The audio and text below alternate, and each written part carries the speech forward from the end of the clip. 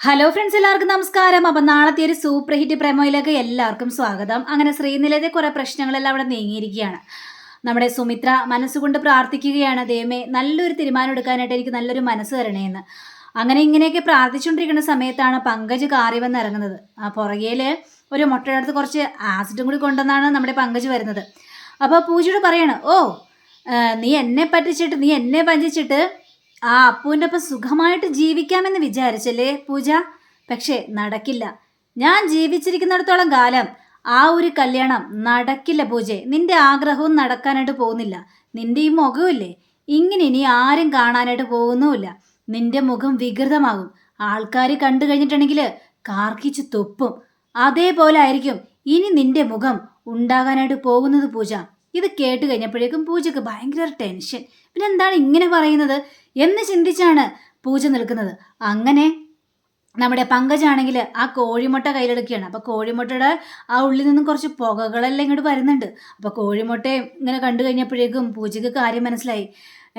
ഈ പങ്കജ് പൂജയെ ആക്രമിക്കാൻ വേണ്ടി തന്നെ വന്നതാണെന്ന്. എന്ത് ചെയ്യും എന്നറിയാൻ പാടാത്തൊരവസ്ഥ. ഓടിയാലും ഉറപ്പായിട്ടും പങ്കജ് ആ ഒരു ആസിഡ് തൻ്റെ മുഖത്ത് ഒഴിക്കുമെന്ന് ഉറപ്പാണ്. അതുകൊണ്ട് പൂജ പറയാണ്, പങ്കജെ വേണ്ട പങ്കജെ, ദേ നമ്മൾ തമ്മിൽ ഇനി യാതൊരു ബന്ധവുമില്ല. എന്തിനാണ് വെറുതെ എന്നെ ശല്യപ്പെടുത്താനായിട്ട് വരുന്നത്? ശല്യപ്പെടുത്താനായിട്ടോ? നിന്നെ ഞാൻ ഒരുപാട് സ്വപ്നം കണ്ടതല്ലേ? എന്നിട്ട് നീ എന്നെ വഞ്ചിച്ച് അപ്പുവിനെ കിട്ടിക്കഴിഞ്ഞപ്പോഴേക്കും അപ്പുവിൻ്റെ അടുത്തേക്ക് പോയി. അതെന്താ കാരണമെന്ന് പങ്കജ് നിനക്ക് നന്നായിട്ട് തന്നെ അറിയാലോ. പിന്നെ നീ എന്തിനാ അതിൽ കൂടുതൽ സംസാരിക്കാൻ നിൽക്കുന്നത്? വേണ്ട, എനിക്ക് കിട്ടാത്തതൊന്നും അപ്പുവിനും കിട്ടേണ്ട ആവശ്യമില്ല. എന്താ വേണ്ടതെന്ന് എനിക്കറിയാമെന്ന് പറഞ്ഞുകൊണ്ട് ഈ ആസിഡ് ഇങ്ങനെ ഒഴിക്കാനായിട്ട് പോയപ്പോൾ പൂജ പേടിച്ചിട്ട് കൈ ഇങ്ങനെ വയ്ക്കുകയാണ്. വേണ്ടാന്നും പറഞ്ഞുകൊണ്ട് കൈ ഇങ്ങനെ മുഖത്തേക്ക് വെക്കുകയാണ്. അപ്പോഴേക്കും വന്ന് നമ്മുടെ അപ്പു ഒറ്റ തട്ട്. അപ്പം ആ മുട്ട തെറിച്ച് പോയി വെല്ലോടത്തോട്ടും വീഴുകയാണ്. ശരിക്കും പറഞ്ഞാൽ പങ്കജിൻ്റെ മുഖത്തോട്ടും വീണില്ല. അപ്പം ഇത് കണ്ട പങ്കജിനാകെ അരിശം വരികയാണ്. അപ്പുവിനെ കണ്ടപ്പോഴാണ് പൂജയ്ക്ക് സന്തോഷമായത്. ദൈവമേ, അല്ലെങ്കിൽ പൂജയുടെ മുഖം എന്താവുമായിരുന്നു? വല്ലാത്തൊരു സ്ഥിതിയിലാവുമായിരുന്നില്ലേ? തക്ക സമയത്ത് അപ്പു വന്നതുകൊണ്ട് പൂജയുടെ മുഖം വികൃതമായില്ല. അങ്ങനെ വീണ്ടും പങ്കജ് വിടോ? പങ്കജാണെങ്കിൽ വലിയൊരു മുട്ടം വടിയെടുത്തുകൊണ്ട് വരികയാണ്. അപ്പുവിനെ തല്ലി തകർക്കണം എന്നൊക്കെ വിചാരിച്ചുകൊണ്ട് ഭയങ്കര വാശിയാണ്. അങ്ങനെ എല്ലാം കൊണ്ട് തകർന്നു പോയല്ലോ. കാരണം ഇപ്പം കമ്പനിയിലൊരു സ്ഥാനമില്ല, നാട്ടുകാരുടെ മുന്നിൽ നാണം കെട്ടും പോയി, അമ്മയാണെങ്കിൽ തള്ളി പറയുന്നു, വീട്ടിലേക്ക് വരാൻ പാടില്ല എന്നൊക്കെയാണല്ലോ പറഞ്ഞിരിക്കുന്നത്. ഇനി എന്ത് സംഭവിച്ചാൽ എന്ത് എന്നൊക്കെ വിചാരിച്ചുകൊണ്ട് വടിയെടുത്ത് പടപടാന്ന് അടിക്കാൻ പോയപ്പോഴത്തേക്കും അപ്പു വിട്ടു കൊടുക്കോ? അപ്പുവിന് പങ്കജിനെക്കാളും നല്ല കരുത്താണല്ലോ. അപ്പോൾ ആണെങ്കിൽ ചാടി വന്നിട്ട് അവൻ്റെ നെഞ്ചും കൂടി നോക്കി ഒറ്റ ചവിട്ട്. പങ്കജ് പോയി പടക്കാന്ന് പറഞ്ഞ് നിലത്ത് കിടക്കുന്നു. അപ്പോൾ അപ്പുവിനോട് പറയുന്നുണ്ട് പൂജ, വേണ്ട പോട്ടെ വിട്ടേക്കപ്പോട്ടെ. അങ്ങനെ ഇവനെ വിട്ടാൽ ശരിയാവോ? ഞാൻ ഒരു നിമിഷം വൈകിയിരുന്നെങ്കിൽ പൂജ എന്താകുമായിരുന്നു സ്ഥിതി? നിന്റെ മുഖം വികൃതമാക്കാൻ വേണ്ടിയല്ലേ ഇവൻ വന്നത്.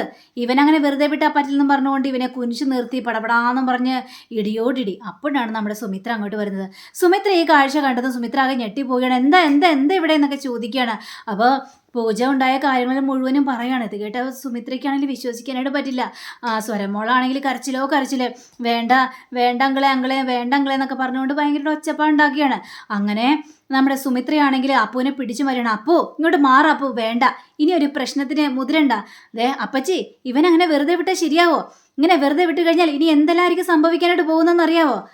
അപ്പോൾ ഇത് കേട്ട് നമ്മുടെ സുമിത്ര നേരെ പങ്കജിൻ്റെ അടുത്ത് ചെല്ലുകയാണ്. പങ്കജേ, നിന്റെ സ്വഭാവം എന്താണ്, നിന്റെ അമ്മയുടെ സ്വഭാവം എന്താണെന്നൊക്കെ പൂജയ്ക്ക് മനസ്സിലായി. നീ ഇനി എന്തൊക്കെ കാണിച്ചാലും ഒരു പ്രയോജനം ഉണ്ടാകാനായിട്ട് പോകുന്നില്ല. പൂജയുടെ മനസ്സിൽ അപ്പു തന്നെയാണ്. നേരത്തെയും അപ്പു ഉണ്ടായിരുന്നു. പക്ഷേ ഈ ബന്ധങ്ങൾ തകരാതിരിക്കാൻ വേണ്ടിയാണ് നിന്നോടുള്ള കല്യാണത്തിന് പൂജ സമ്മതിച്ചത്. അത് പൂജയുടെ തോൽവിയായിട്ട് നീ കരുതരുത് പങ്കജ് എന്നൊക്കെ പറഞ്ഞുകൊണ്ട് സുമിത്രയെ അവിടെ വലിയ ഡയലോഗ് അടിക്കണം. എന്നാലും പങ്കജ് വിട്ടുപോകാനായിട്ട് തയ്യാറല്ല. പങ്കജ് പറയുകയാണ്, നിന്നെ ഞാൻ വെറുതെ വിടില്ലടാന്നൊക്കെ പറഞ്ഞുകൊണ്ട്.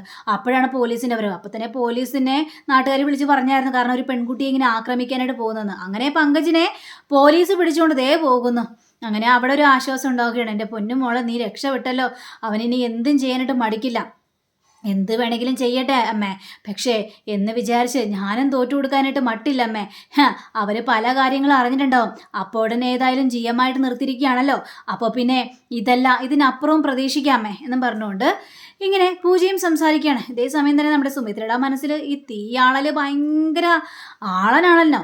അങ്ങനെ നമ്മുടെ സുമിത്ര നേരെ വീട്ടിലേക്ക് ചെല്ലുകയാണ്. വീട്ടിലേക്ക് ചെന്ന് പല കാര്യങ്ങളും ചിന്തിക്കുകയാണ്. പല കാര്യങ്ങളിങ്ങനെ ചിന്തിച്ചുകൊണ്ടിരിക്കുന്ന സമയത്ത് പ്രതീഷിനെയും അതേപോലെ തന്നെ അനിരുദ്ധിനെ വിളിക്കണം, നിങ്ങൾ ഇങ്ങോട്ട് വന്നേ എന്നും പറഞ്ഞുകൊണ്ട് വിളിക്കുകയാണ്. എന്താ എന്താ കാര്യം എന്ന് ചോദിക്കുകയാണ്. അതെ, നിങ്ങൾ എന്നോട് കല്യാണക്കാര്യത്തെക്കുറിച്ച് പറഞ്ഞില്ലായിരുന്നോ? ആ പറഞ്ഞു. എങ്കിലേ ആ കല്യാണത്തിന് എനിക്ക് സമ്മതമാണ്. ഇത് കേട്ട് കഴിഞ്ഞപ്പോഴേക്കും ഈ പ്രതീഷിൻ്റെയും അതേപോലെ തന്നെ അനിരുദ്ധിൻ്റെയും മുഖഭാവം ആകെ മാറുകയാണ്. അമ്മ എന്തൊക്കെയാ പറയുന്നത്? സത്യം തന്നെയാണോ പറയുന്നത്? അതെ, ഞാൻ സത്യം തന്നെയാണ് പറയുന്നത്. എനിക്കത് വിശ്വസിക്കാനായിട്ട് പറ്റുന്നില്ല. ഞങ്ങൾ എത്രയോ പ്രാവശ്യം പറഞ്ഞതാണ് അമ്മയുടെ മനസ്സ് മാറണമെന്ന്, മനസ്സൊരുക്കി പ്രാർത്ഥിച്ചായിരുന്നു. ഇപ്പോഴെങ്കിലും അത് നടന്നല്ലോ, അതുതന്നെ മഹാഭാഗ്യം എന്നിങ്ങനെ സംസാരിക്കുകയാണ്. ആ ശരി, ഞാൻ ഏതായാലും കല്യാണത്തിന് സമ്മതിച്ചല്ലോ. പക്ഷേ മറ്റൊരു കാര്യമുണ്ട്, മറ്റൊരു നിബന്ധന എനിക്കുണ്ട്. ഇത് കഴിഞ്ഞപ്പോഴേക്കും എന്താണെങ്കിലും പറഞ്ഞു അമ്മേ, എന്താണെങ്കിലും ഞങ്ങളത് കേൾക്കാൻ തയ്യാറാണ് എന്നുള്ള രീതിയിൽ പറയുകയാണ്. ശരി പറയാം, നിങ്ങൾ പറയുന്ന ആളെ തന്നെ ഞാൻ വിവാഹം കഴിക്കാം. നിങ്ങൾ ആരെ വേണമെങ്കിലും തിരഞ്ഞെടുത്തോ, അയാളെ ഞാൻ കണ്ണും പൂട്ടി വിവാഹം കഴിക്കാം.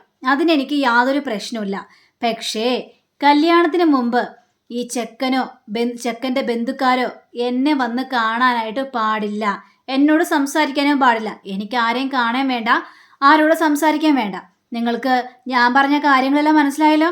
അങ്ങനെ നിങ്ങൾക്ക് സമ്മതമാണെങ്കിൽ നിങ്ങൾ കല്യാണം ഉറപ്പിച്ചോളൂ, ഞാൻ ഈ കല്യാണത്തിന് സമ്മതമാണെന്നും പറയുകയാണ്. അപ്പോൾ ഇത് കഴിഞ്ഞപ്പോഴേക്കും അനിരുദ്ധിനും പ്രതീഷിനും ആകെ ടെൻഷൻ തോന്നുകയാണ്.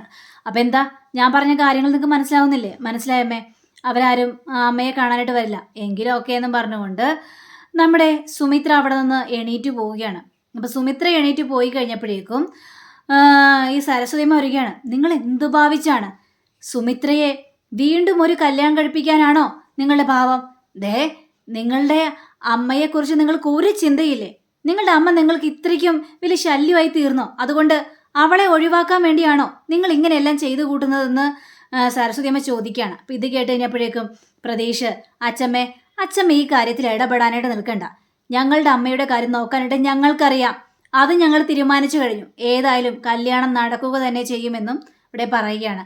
ഇത് കേട്ട സരസ്വതിയമ്മയ്ക്ക് കാലമൊന്നും സഹിക്കാൻ പറ്റില്ല. എടാ നീ കണ്ടോ, ഈ കല്യാണം നടക്കാനായിട്ട് ഞാൻ സമ്മതിക്കില്ല. അങ്ങനെ സുമിത്ര വേറൊരു കല്യാണം കഴിക്കണ്ട എന്നിങ്ങനെ സരസ്വതിയമ്മയും പറയുകയാണ്. അങ്ങനെ സരസ്വതിയമ്മ ഇത് മുടക്കാൻ വേണ്ടി എങ്ങനെയും നടക്കുകയാണ്. അങ്ങനെ സരസ്വതിയമ്മ നേരെ രഞ്ജിതയെ വിളിച്ച് കാര്യങ്ങളെല്ലാം പറയുകയാണ്. ഇത് കേട്ട രഞ്ജിത ആകെ പേടിച്ച് പറിച്ചു പോവുകയാണ്. എന്താണ് മൂന്നാമതൊരു കല്യാണം? സുമിത്രയ്ക്ക് എന്താ പ്രാന്താണോ എന്നൊക്കെ പറഞ്ഞുകൊണ്ട് അങ്ങനെ ഈ രഞ്ജിതയാണെങ്കിൽ ഭർത്താവിനോടും പറയാണ് സുമിത്രയുടെ കല്യാണമാണെന്ന്. ഏതായാലും സുമിത്രയുടെ കല്യാണത്തിന് എന്തായാലും പോയേ മതിയാവുള്ളൂ. അവൾ വിളിക്കുകയൊന്നുമില്ല. എന്നാൽ ആ കല്യാണം എനിക്കൊന്ന് കാണണം. അവളെ കെട്ടാൻ പോകുന്നത് ആരാണെന്ന് എനിക്ക് മനസ്സിലാക്കുക തന്നെ ചെയ്യണം. ഇത് കേട്ട് കഴിഞ്ഞപ്പോഴേക്കും അരവിന്ദനാണെങ്കിൽ എന്തിനാ രഞ്ജു ഇനി സുമിത്രയുടെ കല്യാണമൊക്കെ നമ്മൾ എന്തിനാ കാണാനായിട്ട് പോകുന്നത്? അതുകൊണ്ട് നമുക്ക് വല്ല പ്രയോജനമുണ്ടോ? അല്ലെങ്കിലും സുമിത്രയെ ആരെ വേണമെങ്കിലും കെട്ടട്ടെ, അയാളെ കണ്ടതുകൊണ്ട് നമുക്ക് എന്താ പ്രയോജനം എന്ന് ചോദിച്ചു കഴിഞ്ഞപ്പോഴേക്കും ഉണ്ട്, പ്രയോജനമുണ്ട്. എൻ്റെ മനസ്സിൽ ചില പ്ലാനുകളുണ്ട്. ഞാൻ ആദ്യം കാണട്ടെ സുമിത്രയെ കല്യാണം കഴിക്കാൻ പോകുന്നത് ആരാണെന്ന്, അതിനുശേഷം ബാക്കിയെല്ലാം പറയാം എന്നിങ്ങനെ പറഞ്ഞുകൊണ്ട് ഇന്നത്തെ പ്രേമം ഇവിടെ അവസാനിക്കുകയാണ്. അപ്പോൾ നാളത്തെ എപ്പിസോഡിന് വേണ്ടി എല്ലാവരും കാത്തിരിക്കണേ. അപ്പോൾ എല്ലാവർക്കും നല്ലൊരു ശുഭദിനം ആശംസിക്കുന്നു തന്നെ. നന്ദി, നമസ്കാരം. Thank you. See again. By.